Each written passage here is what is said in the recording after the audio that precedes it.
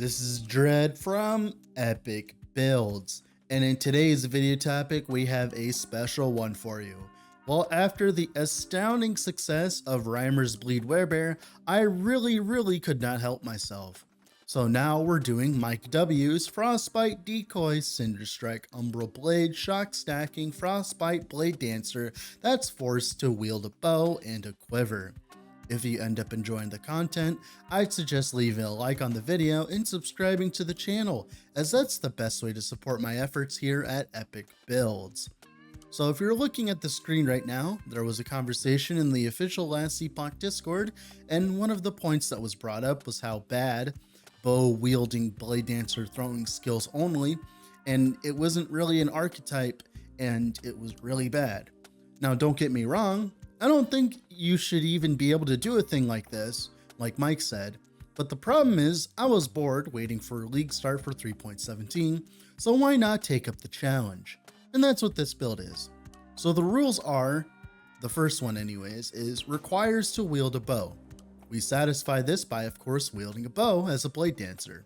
I am investing 50 points in the Bladedancer tree, almost none of them matter or help us. Who would have thought? The second rule is to only use throwing skills. This is where it gets a little hard. If you are wielding a bow, your throwing attack speed support is thin and hard to get. That's why we're doing the Decoy Umbral Blade setup, as it doesn't rely on throwing attack speed at all, but we are still doing all of our damage with throwing skills, which satisfies the rule of the challenge. Now the question is, this kind of build, is it good for endgame content? Kinda. It does endgame content. So endgame in my opinion is 300 corruption, and being able to kill Oribus in under a minute and a half, depending on the mods. That's my measurement. I know Mike has stated before that their idea of endgame content is like 200 corruption, so I am well above and beyond his standards already, so we have satisfied all portions of his challenge. So let's talk about the build, shall we? So we're doing the same setup as I did with the Decoy Bomber. One of our biggest problems with a build like this is the lack of shadow generation. Normally Bladedancer can fix this by just running Synchronized Strike, but that's not an option due to the fact that we're using a bow and Sync Strike only works while dual wielding. But thanks to the shadow generation from Decoy and Smoke Bomb, it means we can get enough Umbral Blades to get the work done. We are converting Umbral Blades to Cold, which allows them to convert Shock into Frostbite Chance. If you didn't know, in patch 8.4, EHG released a pair of boots called Snowdrifts. Normally these aren't that OP, but it's when you combine them on top of the old Helm Gaspar's Insight, which gives us about 185% increased freeze rate multiplier. I'll be honest, I think this is a typo. I think it's just supposed to be added freeze rate multi, as there is almost no other source of increased freeze rate multi percentage in the game. So the build is about 1k freeze rate multi without the helm, and 2k with it. You could easily stack way more freeze rate than I currently have though through a few legendary options and refined gearing. So technically this build is nowhere near the amount of DPS it could have, so even if they nerf Gaspar's Insight, I doubt this build just stops functioning. Just the base investment to make it function will be much higher, because you can't just slap on a Gaspar's Insight and just be done with it. We ironically can get a lot of Frostbite chance thanks to the shock stacking for our Umbral Blades. We get 100% from Lagan, 50% from our bow, we can get 50% on a suffix on our quiver, which I don't have currently, and we can also get 80% if we use double legendary Oshurons, which is very cool by the way, because we get to use this ring, and we also get a large amount on idols. So our 1x2 idols gives us about 20% chance to shock on hit and about 30 flat HP. That's actually insane, as 20% on 2 slots is a lot. I didn't have a lot of these sadly, so you could technically push this build even further. With our clear handled by Decoy and our single target handled by Umbral Blades, why are we using Cinder Strike? Well, this is somewhat a gray area in terms of the challenge. It's technically a bow skill, but we aren't using it to deal damage at all, which we couldn't even get to anyways if we wanted to, because you know Cinder Strike doesn't really do any damage anyways. So we utilize the 25% increased fire damage per oil coating, which in the tree for Cinder Strike, it can be converted to generic elemental percentage damage per oil coating, which will apply to our frostbites. This allows us to stack a lot of increased damage, and on top of Throne of Ambition, it means all of our prefixes are free for freeze rate multi and utilizing LP legendaries. So I think I won the challenge. Where's my reward, Mike? With all that being said, let's get into the video, shall we? All right, here we are in game with the build. So the first thing something I forgot to talk about in the intro is the difference between Marksman and Bladedancer. So Bladedancer, you get the 15% more dodge, which is actually a lot, and allows you to get a decent amount of dodge, like close to 60% with all your stuff up, which is pretty cool. That could also be more dodge if you simply put more nose into elusive instead of like other stuff. And you can also, of course, uh, you could run percentage increase dodge everywhere as well, which I don't have at all. So there's like obviously a lot of things you could do with that. Now, another thing that Bladedancer has that's really good is 8 points into Death's Door, which is pretty much just think of this as like an extra layer of endurance, which is really strong. And that is one of the reasons why Bladedancer is so popular, is because of this extra free DR. Everything else is useless though. And for Marksman, all you get is 25% increased attack speed and 50% increased damage while wielding a bow. That's it. Nothing else. Because you get Silver Shroud stacks and Bladedancer as well as Marksman, you just get in a different way. That's it. You get a little bit extra HP, I think. Yeah, so maybe Bladedancer is the way to go with this build from now on. So that's kind of funny. But yeah, for the crit version though, like the crit decoy version, it's better to go Marksman still because you get all this crit multi and crit on, all that. But for the Frostbite version, yeah, Bladedancer is better. So thank you, Mike, for letting me realize this. So yeah, let's show you the rotation. So the skill rotation is we're just gonna stutter step through monos, hold left click and right click and like just attack things, get some stacks of oil stacks. The reason why we're stutter stepping like I am right now is because of this node, evasion, 25% less damage taken while moving. Pretty much what that means is 50% of the time I take 25% less damage because I'm either moving or I'm not, which is really good.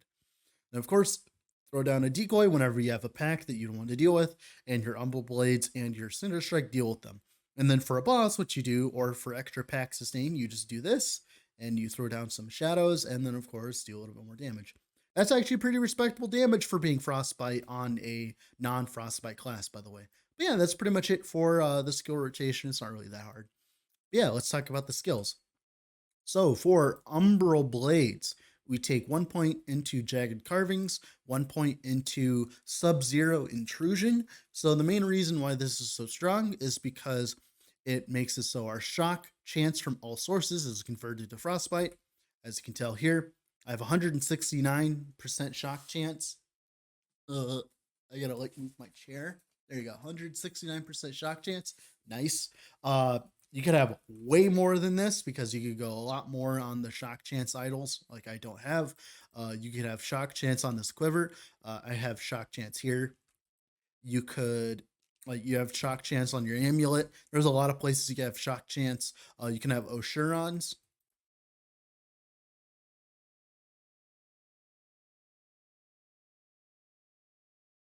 Right here, Oshuron. This can give you a bunch of shock. It goes up to 40%. You'd want like double 40% rolls. And of course, the freeze rate per stack of chill is pretty strong as well because you'll actually start freezing things. But yeah, that's pretty much it for that node. That's why we're going Frostbite.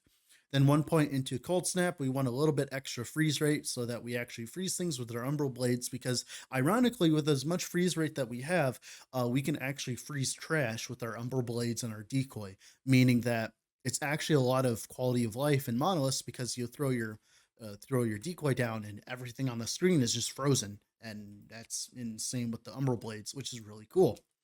Then 1 point travel into Dawnfall. We're not actually casting Umbral Blades, so this doesn't matter. 1 point into Precision Cuts travel. 1 point into Explosive Blades, so that they actually make like an explosion here, which I'll show you when they tick out. This just gives you more damage in area. Pretty much it equals up to like 40% more damage, quote unquote, because 0.5 arming time, and then they instantly pop if they're under enemies. Of course, they can do more damage, yada, yada, yada. 4 points into Edge of Obscurity. This gives you damage per Dust Shroud. This is a lot of your single target damage because when you throw down your Your smoke bomb, you get a lot of dust shrouds, so it's a lot of more damage, 8 stacks in total. That's like, it's doubled while you're inside of smoke bomb as well, so that's actually like 140% more damage at least. It's pretty cool. Then 1 point into Umbral Remnant. This is how we're actually creating shadows from our because we use Cinder Strike, which consumes our shadows, which then leaves Umbral Blades, and that's why this actually works as a concept. Then 1 point into Sword Thrower, because we're not throwing a bunch of Umbral Blades. This works. It gives us a bunch of more damage with it as well. 1 point into Cacophony of Steel, so it makes like a blade storm kind of thing. This each hit applies your frostbite chance, which is cool. Then 2 points into Steel Torrent for duration and area. Then 1 point into Seeking. The reason we like this Seeking is because when we throw down stuff, these things will seek out enemies. Dummy doesn't count as an enemy, but yeah, and Smoke Bomb likes to put their the shadows in different places, so it's nice to have them be able to like home in and explode on things, which is really good for clear. And that's pretty much it for Umbral Blades.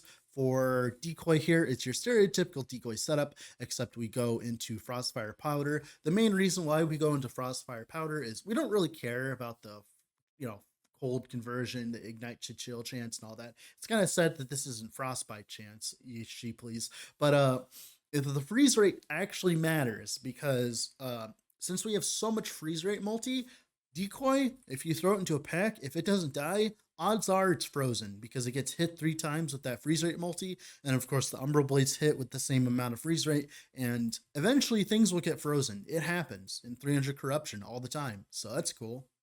Then, of course, just damage, travel, damage. You want the extra decoys, so you throw decoys and 3 decoys instead of just 1. And then you want Shrouded Core. This makes it so that you can apply the shadows and then, of course, do the Umbral Blade stuff. Now, one thing, we are utilizing a Kelthyn Blasting Agent. Yes, I wasted a 2 LP Kelthyn Blasting Agent just to prove Mike wrong. I know, I'm pathetic. So, Kelthyn Blasting Agent, the only thing it's doing for us is the increased cooldown recovery speed with Decoy.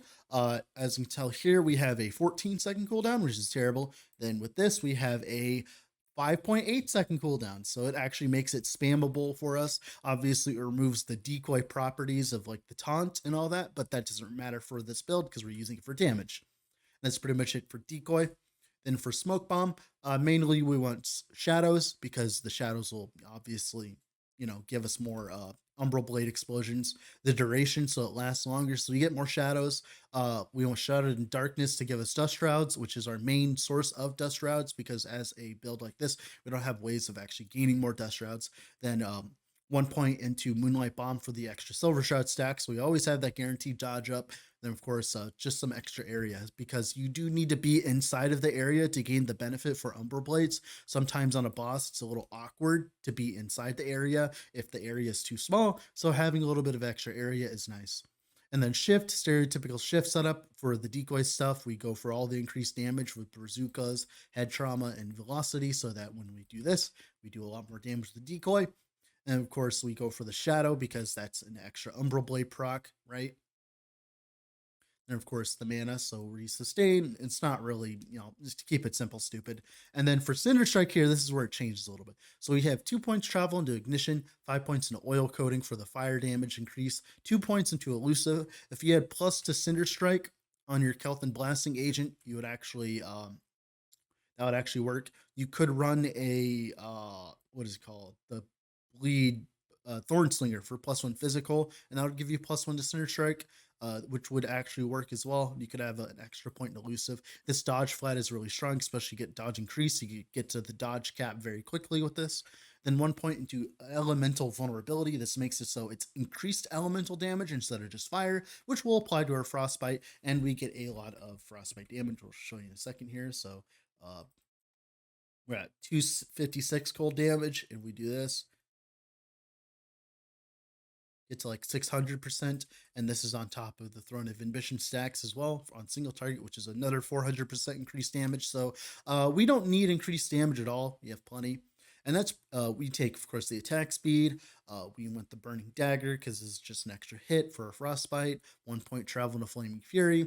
1 point into Fire Breathing. This makes it so our third attack actually shoots out a bunch of, daggers, which actually helps clear. And of course, 1 point Umbral Conflagration. This makes it so that our shadows as well, they throw out daggers as well. So they consume the shadows for us to speed up the process. Now, if you just let the shadows sit like this, they will spawn Umbral Blades when they decay, but obviously that's very slow and an already very slow build. So it helps to be able to just proc it instantly with our Cinder Strike. And that's why we're using Cinder Strike.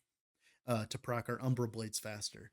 But yeah, that's pretty much it for the skills. Now for the passives here, this is where it gets a little wonky. 8 points into Swift Assassin for the attack speed, for bow attack speed, because we want as much bow attack speed as possible so we can get those oil coat stacks up.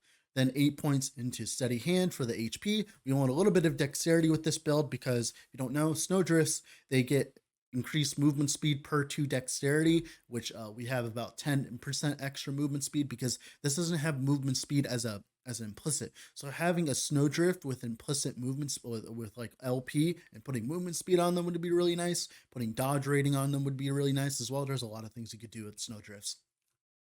So yeah, that's why we're going for this dexterity. And of course, HP is nice. We have nowhere else to put points.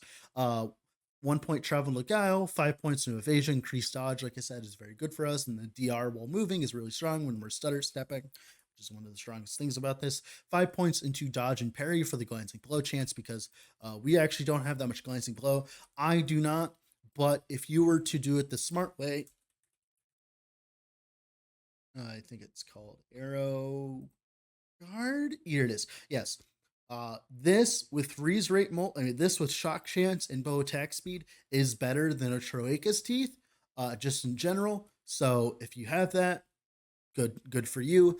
You could have a lot more glancing blow and be at the glancing blow cap. So that's really cool. But I don't have that, so obviously, but that would be like your best in slot. That's why we want all this glancing blow chance so we can get capped on glancing blow while also getting capped on dodge as well, thanks to all of our dust shrouds and stuff. Then 4 points into sapping strikes for the mana gain. This is required to maintain the ridiculous mana cost of Decoy. That's the whole point of us using Cinder Strike, right? Now, course, for marksman, we take 8 points into draining arrows. This is a lot of health gained. This is actually most of our sustain because, and of course, bow attack speed is really strong for us. 6 points in focus fire for the dexterity, like I said, for our boots. 1 point travel to concentration. 8 points flat into mediation. Having that flat dodge is really nice because it takes all of our other dodge and just multiplies together. Then 5 points into reflection because of the increased dodge and 10% movement speed while we have concentration. If you don't know, if we don't get hit when we have concentration, we just have these buffs, and once we get hit, we lose it. Obviously, when we're in a mono, we're going to get hit all the time, but when we're on a boss, it's going to be really strong. Now, the only reason we're grabbing this is because we just have all the extra points. We might as well use it, which you'll see in a second. 8 points into Cloak of Shadows for the dexterity, of course, and for the glancing blow. 5 points into Pursuit for the movement speed, because movement speed's always nice. 6 points into Sky Synthesis. A lot of our stuff is shadow damage because all of our Umbral Blades are shadow damage, so increased shadow damage does work. We already have a lot of increased damage from everything else we do, so it's not really that important, but increased shadow damage does work. 6 points into the dodge if hit recently. We have nothing else to put our points into, as you can tell. 8 points into Shroud of Dust because we want the flat HP, and the Dust Shrouds when hit is nice. This does nothing for us. 6 points into a Suvon's Pack for the flat dodge and for the increased damage while full health, which is most of the time because we have a Bleeding Heart for sustain.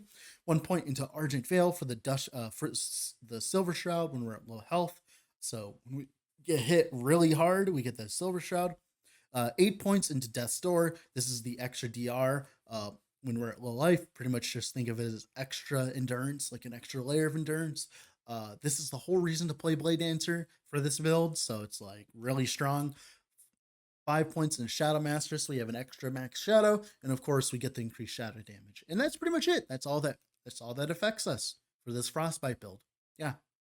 This is why this is such a challenge, because none of this actually helps you. Yeah, that's pretty much it for the passives. Now for the gearing here. You don't need Gaspar's Insight. So our 2K, right? 2K freeze rate multi. We're at 785. I don't have freeze rate multi on my amulet. I don't have freeze rate multi. I barely have any on my ring. Barely have any on this ring as well. I barely have any on my belt. I barely have any on my gloves. I do have some on here.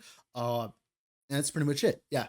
So you could have a lot more freeze rate multi than what I have right now. And you could have, oh, you can't even see it, can you? I'm sorry. Here's the freeze rate multi. Here's without the helm. Here's with the helm. The helm would open up a lot of options like plus the decoy for more damage. So even if we weren't using a gas presence sight, which is insanely broken, by the way, which is why I haven't really made a build on it because I'm sure it will get nerfed. So it's like, this doesn't technically matter. It's just like half our damage, right?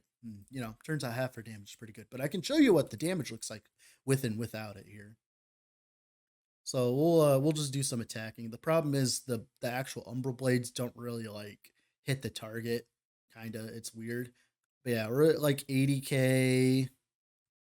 It's really hard to like calculate our damage because the Umbral blades, they don't home in on the enemy. We're at like 80k, something like that, 130k, something like that. Take off the helmet and the difference here I'll show you. It's like 40, 60, 70. You get almost the same amount. It's like obviously this is busted, but it's not like carrying the build in any regard. To be honest, the thing that's carrying the build is Umbral blades themselves because they're ridiculous, right? And with a little bit more investment in shock chance, we could easily make up for all that missing frostbite, freeze rate multi. But yeah, that's pretty much it for the helmet. Then for the amulet, you want freeze rate multi on this obviously instead of the elemental damage, but you get what you get. Obviously, a bleeding heart's really strong because it allows us to leech from our cold damage, which makes us really tanky in monoliths, even though we're at 1300 HP because of all our dodge and our glancing blow. Attack speed, cold damage, and shock on hit. That's what you want. You want it on an obsidian bow base because that has a 1.1 attack rate. That's the most important thing about it. Everything else doesn't matter. The chest is pretty much perfect other than the increased damage while wielding a sword. You'd rather have increased damage while wielding a bow, and then the HP, and then dexterity, of course. Actually, I didn't even craft on this. Huh. I just realized that. I didn't even craft on this. Wait a second.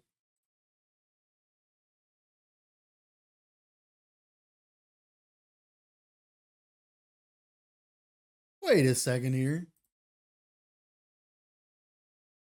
Damn it. I was trying to seal it so I could put dodge percentage on it, but whatever. There. Huh. Okay then. Yeah. That shows you how good this build was. I didn't even have fucking HP on my chest. And then Troika's Teeth. This is a really good option because not only does it give you freeze rate multi, it gives you increased damage. The Frostbite on bow hit's kind of cool because it makes our Cinder Strike actually do damage.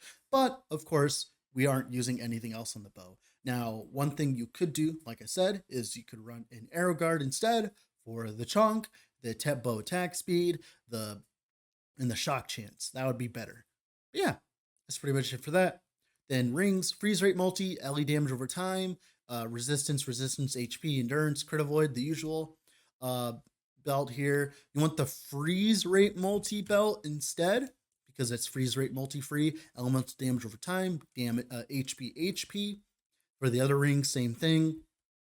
The gloves, you want of course, frostbite shackles because that flat frostbite on hit applies to everything we do, including our decoys and our Umbral blades. The increased frostbite duration is insane because it's the only amount of frostbite duration we can have with this build. And then, of course, the 167% freeze rate multi is insanely strong as well, and with the snowdrifts, obviously. Then snowdrifts gives us generic frostbite on hit, increased frostbite effect per 10% freeze rate multi. This is the whole reason the build works. Then of course the extra movement speed. Now, like I said, with LP snowdrifts, you probably want dodge, HP, movement speed, the usual retinue, dex. Kelthon Blasting Agent, this is required to make the build function, obviously, because you're playing Kelthon Blasting Agent build. Freeze rate multi, of course, elemental damage over time, resistances, that's what you want on this. The freeze rate multi is insane because it helps us make up for the fact that we losing freeze rate multi by just being a rogue in general. But yeah, that's pretty much it. I wasted a 2 LP Kelthon Blasting Agent to prove you wrong, Mike. I hope you're happy. With all that being said, thank you all for watching. Have a wonderful rest of the day wherever you're at, and